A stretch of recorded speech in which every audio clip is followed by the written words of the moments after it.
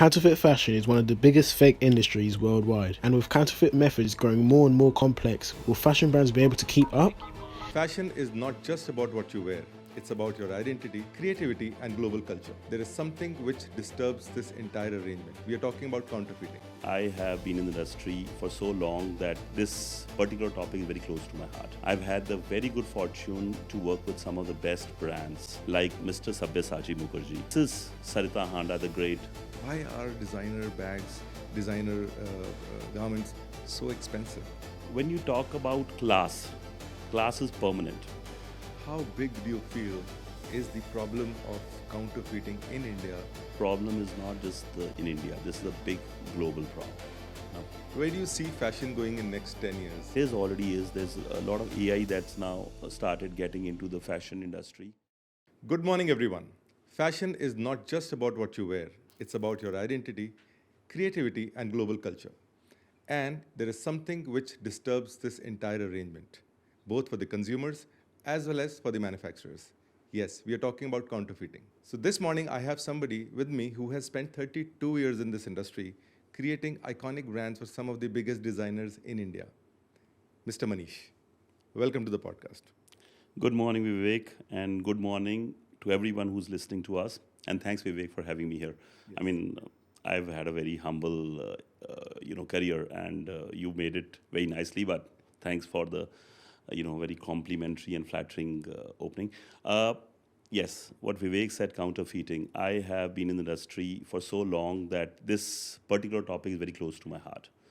I've had the very good fortune to work with some of the best brands like Mr. Sabyasachi Mukherjee, who I believe now is not just India's top designer, probably figures, numbers don't matter, but probably amongst the top 5, 7 designers of the world. And I worked with Mrs. Sarita Handa the Great very closely and learned a lot from these two, you can say, icons who have excelled in art and craft of India, taken it to all corners of the world, and especially Sabya, who's basically, the work he's done in Maximalist is, I think, tops #1 in the world. Amazing, amazing. So you graduated from NIFT, Yes. one of the biggest institutes of fashion, Yeah. and you graduated in 1983. 93. 93, okay. Oh, yeah. My bad. So 1993 you graduated from NIFT. And what was it like, share with us some insights of the early days of fashion. It was a very vibrant time for fashion in India. And please share us some experience of those days. Yeah, Vivek. So I think 90s was a very nice time to be, doing something in fashion. It was fashion, I would say, was at a very nascent stage, A lot of things were, unfolding, and, movies like Pretty Woman, UB40 band, grunge fashion, a lot of things that were, basically that have come up now in 20s. And in fact, when I've talked to my daughter is a Gen Z. Yeah. So when I speak to her, she says, Dad, I love the 90s fashion that you had. So it was a great time to be in fashion. There was a lot of uncertainty. So hence uncertainty meant that, a lot of room for professionals to do something nice. So it was a very exciting time to be in the fashion industry in the 90s. Amazing. And there were some game changer things like in-house production. Sustainability is actually more a buzzword of 2000 post. But we were looking at doing things nicely. ESG at that time became a big buzzword, which is now the most important thing while you do business: environmental, social governance. Amazing. So yeah, 90s was a good time. Amazing. So, you would say easily 3 decades of being in fashion industry. Yes. From the time you graduated and from the time you have practically worked on it. So how do you see it has shifted over last 3 decades? How has fashion changed? We always have this sort of understanding that fashion comes back after, after some time. It keeps on repeating. How do you see it has changed over the last 30 years? So you see, fashion. When I think of fashion, there's fashion and then there are fads. And I've got nothing against fads. Fads is a very important thing. They are the trends which are more short-term trends. They come and go. But timeless fashion, classics, heirloom pieces, When I worked with Mrs. Sarita Handa or with Sabyasachi, they create heirloom pieces. They create products which can be passed from generation to generation to generation. So they never go out of fashion. Absolutely. So I think that, and the top brands of the world, it could be Chanel, Gucci, Louis Vuitton, what they create. I mean, Louis Vuitton has been selling the same bag for the last, I think, more than 4 or 5 decades. Exactly. And it still sells, and you still have to line up outside a Louis Vuitton Absolutely. to get that bag. So I just feel, sorry to cut you here, I just feel it's a great irony. Sometimes you would say that, fashion is evolving, you always have newer designs coming in, and then you work with somebody like Sabyasachi or Mrs. Handa or Louis Vuitton, the examples that you gave, that they have been selling almost similar line of products for ages and decades. How does this work? I mean, why such a thing? You see, when you talk about class is permanent. Now, what can only happen is that, there can be some slight changes in terms of some colors, some new fabrics coming. Innovation, of course, is extremely important. It's not that fashion remains untouched by innovation. Yeah. So innovation continues. We used to do a lot of things like ajrak or shiboris and, these kind of things. They are classics. But over a period of time, while earlier an ajrak or shibori would bleed faster, now the technology has helped to create the same product without compromising on the craft, but making it more color fast, making it more permanent. So this is how fashion, the marriage of fashion, science, innovation is a beautiful place to be in. So that's what happened over these, you can say, over the last 2-3 decades, you can Amazing. say. Yeah. And just a little sort of insight that, with the technology changing, the e-commerce coming, people having the power of purchasing, stuff on the phone while sitting at home. How does it work with designers, Because the whole charm of a designer outfit is that you go and experience a particular garment, have it sort of customized to your taste and need. How does that reflect on the changing times with technology? Has it helped, or has it sort of dented a little bit of businesses for these top designers? See, if you ask me personally, and also I think there should be some data to back it up. When you talk of couture, haute couture fashion, the top fashion, I believe it's a very touchy-feely world. A consumer would still like to go, get the full experience, get the full 360. If you've ever been to a Sabya store, I was telling Sabya, if his Mumbai store, he can probably charge a fees for people to just get into the store. Exactly. It's like an amazing museum. Similarly, if you get into Sarita Handa now, Sarita Handa retail, the way those stores have been curated is beautiful. So I would say I've got nothing against e-commerce. E-commerce is great for your, for your for pret-a-porter, for your daily needs. If I have to buy a track pant, which I did the other day, or a travel pant, I got an amazing piece from a brand, So that works very well for e-commerce. But when it comes to that very special, that one garment that you want to buy, I think that you should step into the store and get the full experience. I read the other day that Sabya has tied up with Tata Clique, the luxury one, to sell his jewelry. It's an amazing step. It's a progressive step. But I would still feel that if I was tomorrow to buy a piece for my daughter or for my wife, I would definitely not buy it off e-commerce platform. Exactly. I would like to step into the store. And of course, the store staff in all these brands are amazing. They're so well trained. They are very well groomed. They come from an amazing lineage of the ability to connect with, people, the connoisseurs who like to see such products. Amazing. So that experience, the whole experience is also beautiful. It's not just the purchase, it's the experience. Exactly. As you said, it's the experience. As a common man, I am always intrigued and, fail to understand that why are designer bags, designer garments so expensive? Where is the cost factor? And is it the experience? Is it the rarity? Is it demand and supply? Since you've worked in the heart of fashion with these designers, a little insight about that. You putting me in a spot now, I think. You see, I also read an article, there are all kinds of POVs that exist in the world. And some people are extremely critical of how Louis Vuitton, marks up their bags and all that. And I know what it cost. I think anyone with a basic common sense can still make out, and someone with a basic common sense plus about 30 years of experience in the industry can make it out a little better.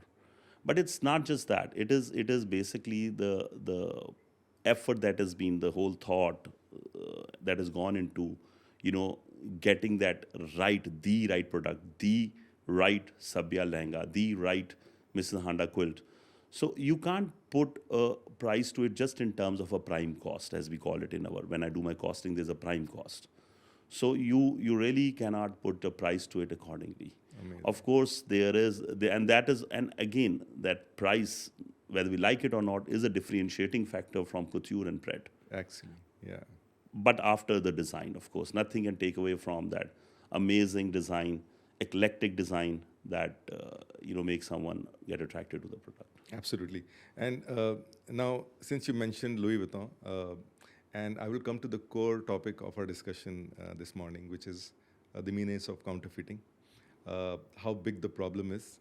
I remember there was sort of a raid a few years back, which was put showroom of Louis Vuitton, and there was a huge collection of counterfeited bags that came out of that particular showroom. So I just remembered that when you said LV. But I want to start with asking you this question, which is, how big do you feel is the problem of counterfeiting in India? Anything that comes to your mind with fashion, garments industry, or industry as a whole? How big is this problem of counterfeiting? Vivek, this problem is not just in India. This is a big global problem, number one. And of course, it's the greed, simply put, that makes people, create products which are counterfeit. And it also has a lot of, other problems associated with it, which we will, as we talk, we'll probably delve into it a little bit. But if you ask me, I would start by, an iconic quote from Mr. Sabya when I think it was a BBC interview, when someone asked him that there are so many counterfeit Sabya products, does that bother you? He said, no, it would bother me if they were not. So that's one way. Okay, Yeah. of course it's huge, it's a compliment, it's flattery at its best when someone tries to knock you off Yeah. and use this thing. But it hurts. Eventually, it does hurt. I mean, he may have said it in good Yeah. humor, but eventually, I'm sure it hurts the person who creates. And Absolutely. I've had, as we talked, good fortune of working with some of the best creators. So it's not a good thing. It's not good. It's like saying, Mrs. Handa once told me, she said, "Tenu main kaam sikhandi hai. I'll teach you how to work." Yeah. I said, "Yes, ma'am.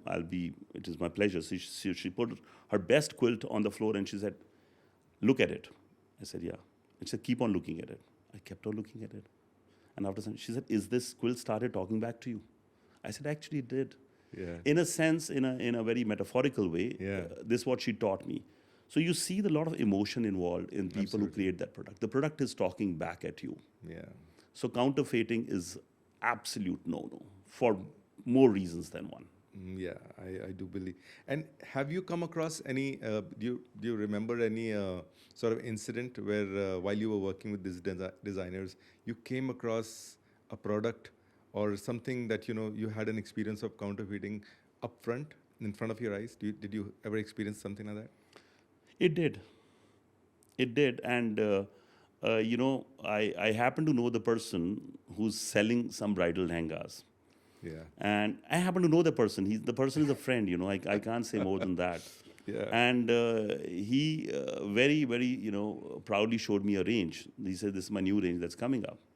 And when I looked at it, it's just the range that Sabya had just created. Yeah. And it was quite a setback. It was, for me, imagine what it would be for a person who's creating it. Yeah. So this is one experience. I'll tell you another experience. This experience is absolutely the opposite. Few years back, I was in Florence, Italy, for a holiday with the family. And there is that street where all the brands are there. And very close to the street, they have the flea market. Wow. You know the most beautiful part? In that flea market, all the Italians, there is not even a single counterfeit brand that you can find. Wow, is it? So there is that uncanny unity. There's that uncanny, strong sentiment within Italians, and most of them, that they will not sell a Louis Vuitton counterfeit. They will not sell a Gucci, a Prada. And on the flea market, you find lovely products. I bought a belt. In fact, I'm wearing it today. And I joked with my friend, "You bought a Louis Vuitton and I bought a Vuitton for 30 euros, and you bought it for 3,000 Yeah. euros. But I did not buy a fake. So this is another side of it which is so beautiful. Exactly. So Yeah. this also sentiment prevails, Vivek. Absolutely, absolutely. And there are all kinds of markets today and all kinds of people. And sometimes it just becomes so difficult. If Shah Rukh Khan today wears a fake, you will not believe that he's wearing a fake. At the same time, if you have somebody, a common man trying to wear an actual LV, you would always feel that that he must be wearing a fake. It's such a sort of dilemma, I would say. But yes, point well taken. Now, I just wanted to ask you a question, which is, you mentioned it a little that, does it really hurt a brand that, when Sabyasachi creates a lehenga? And, as a designer, they would want it to go to the right customer. And they take pride in somebody wearing that lehenga. When they see a knockoff and maybe, somebody known only wearing it, or maybe a little known figure wearing it, do they actually try and stop it, or they are okay with this happening? No, I'm sure they're not okay with this happening. Again, they're not okay with this happening, and uh, uh, someone who's wearing a fake is doing multiple disservice. Is doing multiple disservice. Of course, they're wearing a fake because they wanna be aspirational. They can't afford the real one, and again, to each its own. I mean, if you ask me if I can afford a watch, I can afford only a Tag Heuer. I'll only buy a Tag. I've traveled so much. There are Rolex watches available, knockoffs, which you can't even make out, and they guarantee. Yeah, exactly. But I would not buy that. Again, it's to each his own. So Absolutely. probably it's got more to me in terms of strongly to me because I've been a part of the industry. Yeah. And of course, it would bother anyone. It bothers me. I'm not a creator. I don't create anything. I'm an operations guy. I'm an operations marketing guy, but I don't create anything. But it bothers me when I see someone wearing a fake. Yeah. And yes, you said it also that it is, but this is a shallow way. A rich person or a celebrity wearing something will always be taken as authentic, and someone who's worked and slogged their A's off 10 years, 15 years, and they said, I want to buy this, and I know a friend who did that. And someone will ask me, where did you pick it up from? A Hong Kong flea market? So it's it's like, yeah, it's there. yeah. So, we have a company in a question here, and we talk about technology and how technology can be really helpful, and especially when it comes to retaining brand identity, safety of products, and creating solutions which are anti-counterfeiting. And we talk about a company, VCQRU here. What is happening is that, every creator, when they create a unique product, it could be from fashion to virtually any kind of product. As you said, there's a lot of heart and soul that goes into making it. And securing that becomes extremely important. So how do you feel if you had a technology, or if you had a way where a unique QR code on every product, the consumer today would be able to identify by just a mere scan of that QR code that, this particular product was created on such and such date by Mr. Sabyasachi or by any other designer. And this is the original authentic product that you're using. How do you feel such a technology would be for fashion? I think it would be a brilliant thing if it happens. It would be beneficial to everyone, to going totally down the food chain. When we talked about we haven't talked, but we will. I'll tell you quickly the ill effect, the bad side of counterfeiting. When I worked for these best of the companies, the important part is that you take care of the people who create it. You are fair pay masters. You're making them work in as per the timings which are adhering to the law of the land. There are certifications in like we do. With Sarita Handa quilt, it goes to a lot of home workers. So it's not possible to get them all at one place. So there are ladies in Rudrapur area, they do the tagai, the kantha, the long stitch on the quilts. And when it goes to them, we make sure that they are paid well. There are no middlemen in between. And then we get a certification called NEST. NEST is a certification, American accreditation, that says that you are paying fair wages to the home workers. So the point that I'm trying to make here is that with these kind of QR code and any kind of this kind of initiative, will basically, I think it may not 100% eliminate, but it will definitely do a big difference, make a big difference to counterfeiting. Amazing. And that is something that I think would be lovely if a product like this comes Lovely. out. Yeah.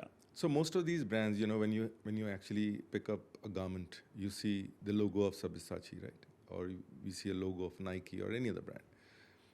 And the moment you see the logo, you identify it as a brand, right? And then you see a QR code, then you see that barcode, and you see those numbers and stuff. They make sense to you. You may also see a hologram somewhere, the shiny sticker that is put on most of the. These are the technologies which have been there in order to prevent a brand's identity, but they are one-sided. Like a hologram would actually, a consumer would never be able to make out whether that hologram is real or not, because it's just a shiny sticker with some layers of shine to it, and you would believe that this is a genuine product, or maybe those barcodes in some number. There's no way of sort of going back and forth and actually checking whether this barcode is actually real or not for a consumer. But for a brand like We Secure You, the whole idea is that if you have a Nike or a Sabyasachi logo, and they're using nanotechnology, which is if you bring that logo physically close to your eye, you will be able to see a genuine Sabyasachi. The Royal Bengal tiger. Yeah, the Royal Bengal tiger, or a line which says this is a genuine Sabyasachi product, which cannot be copied. So you really cannot copy a sticker with the nanotechnology.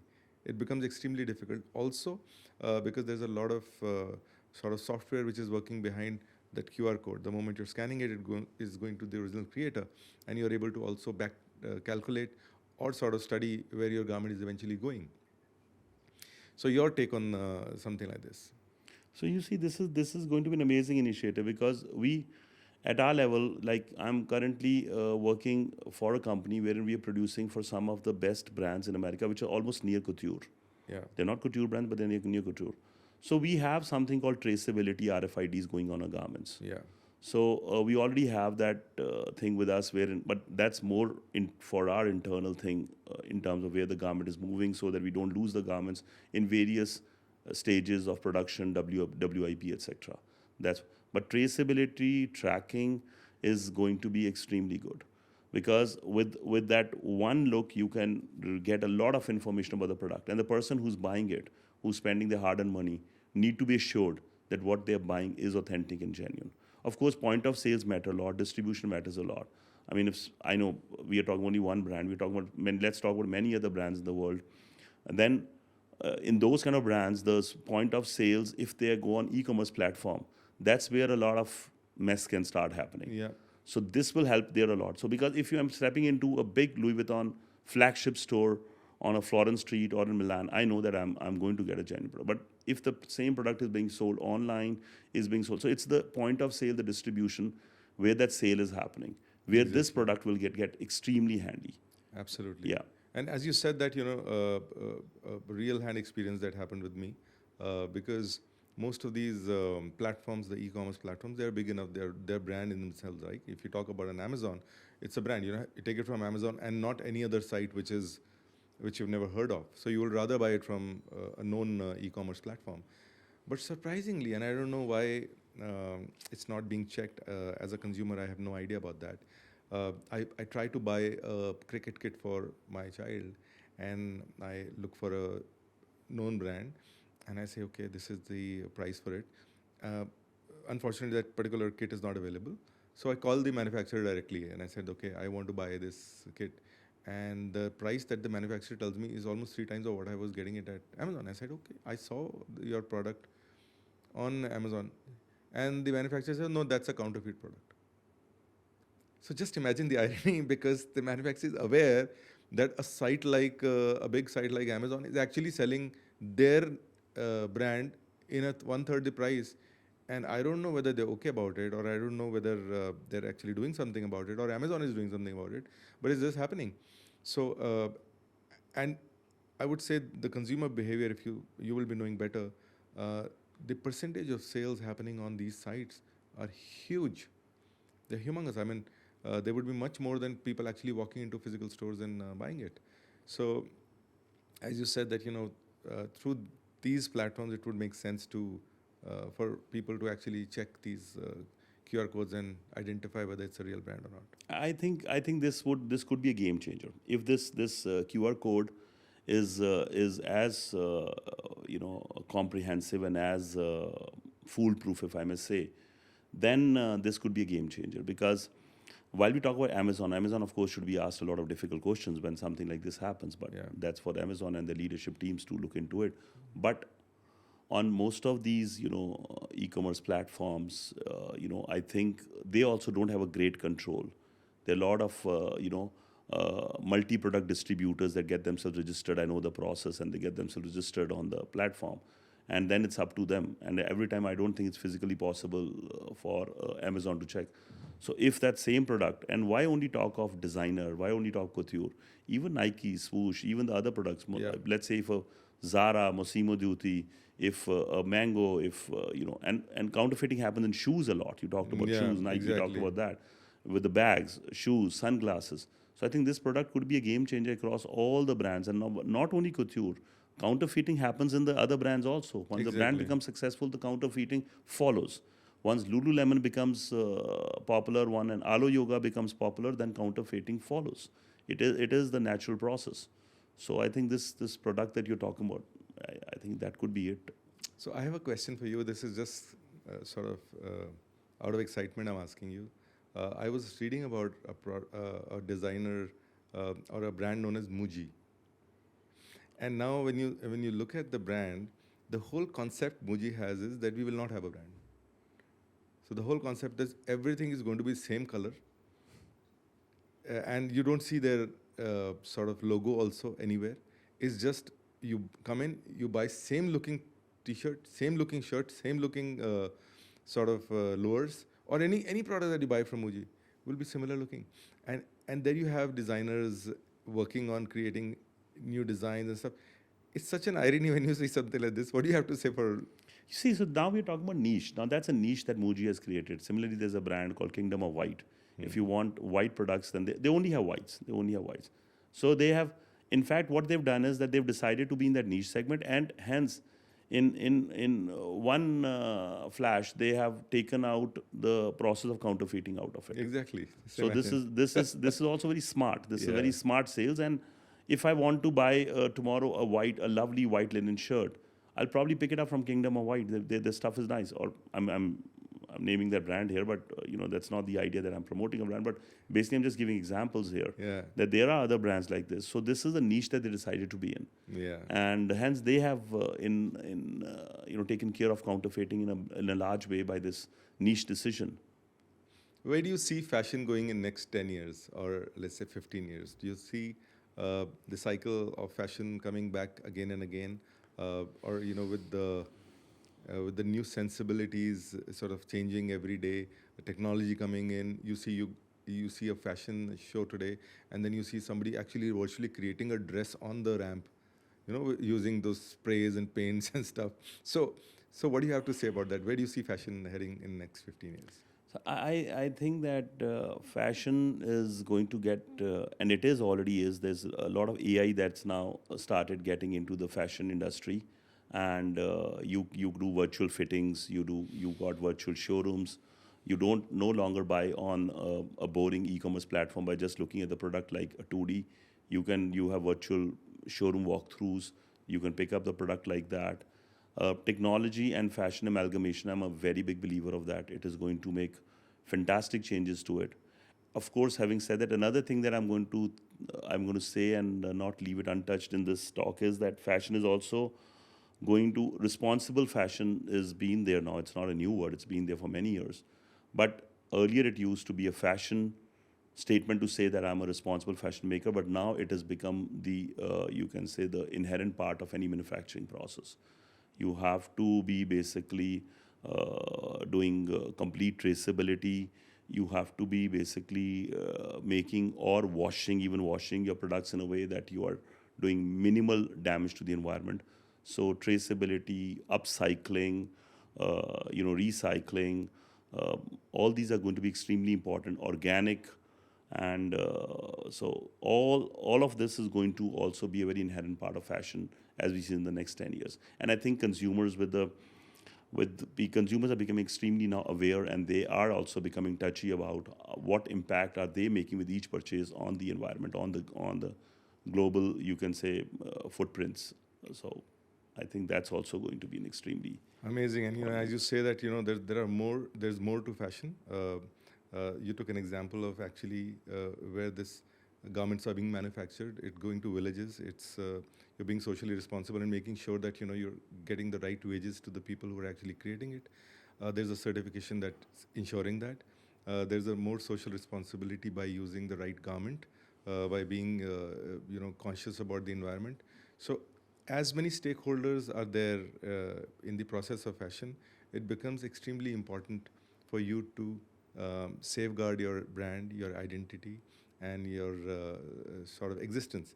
And companies like We Secure You are trying to do the same by helping brands retain their originality, by giving you products like QR code, use of nanotechnology, where you have your own logo, but you can use the technology by bringing it physically close to your eye and actually having a look, or a combination of both. So it's all hand in hand to create the world a better place. Closing lines from you, Manish. My closing lines would be that fashion industry is an amazing place to be in, and the people who create fashion, it could be a quilt, it could be a garment, it could be a shoe, it could be a perfume, it could be a bag, it could be SLG, small leather goods, jewelry. There's a lot of hard work, and there's a lot of emotion that goes into creating anything, and it needs to be respected. Yes. And anything that can help in ensuring that the people who are creating are not basically haunted by the counterfeiting, that is something I will always support, any measure towards that. Okay, Manish, a little rapid fire with you. I've not done it with anyone, but because you're in fashion, and this is out of excitement again, I would say. I never done it myself. First fashion icon that inspired you? First fashion icon that inspired me is my own friend Rajesh Pratap Singh. Most memorable garment you worked on?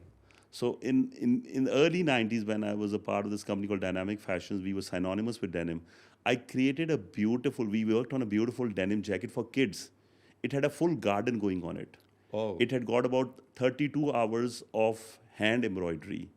And it was a beautiful jacket. We started with the 200-piece orders. We ended up making almost 80,000 to 1 lakh pieces of that. Amazing. Yeah. Okay. One counterfeit product that you almost virtually bought. It almost fooled you. Yeah, I think I almost bought a Alo Yoga track pant for my daughter. Okay. In my last November trip to US, but I didn't buy it. Good for you. Thanks a lot for being on the podcast and filling us up with so much information about fashion that we use on a daily basis. Thank you, Manish. Thanks for being Vivek. on. Thank you for having me here.